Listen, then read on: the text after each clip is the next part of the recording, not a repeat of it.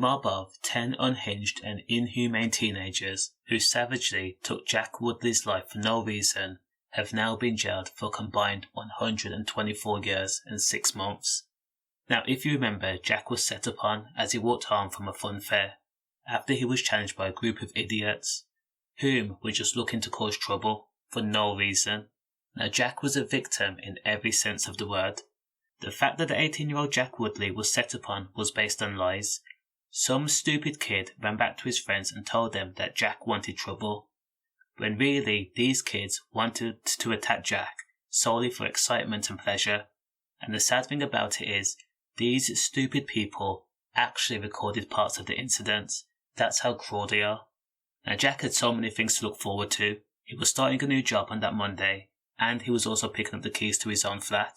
He was very well on his way to making something of himself, at a time when teenagers are usually struggling to pick a path. So 18-year-old Jack Woodley had gone to the Houghton fun fair with a few friends. While there, a group of people had an altercation that had absolutely nothing to do with Jack. Now, Jack was on the sidelines, and he spoke to one of the boys in the other group, and they talked briefly about the incident, using sentences like, "What's going on here?" laughing and joking. Nothing more. And then the two groups went their separate ways. Now, for some bizarre reason, the boy in question has gone back to his mates and said that Jack wants issues. Now, Jack was confronted by a mob of mutts, and then Jack decided to leave the fun fair because 1, he wanted to avoid trouble, and 2, he had nothing to do with the situation. It was stupid and it wasn't worth it. Now, Jack did the right thing by deciding to walk home, but sadly he was followed and recorded by a mob of more than 10 people. One boy from the mob got Jack in a headlock and then started to lay into him, and that's when he was thrown to the floor and set upon.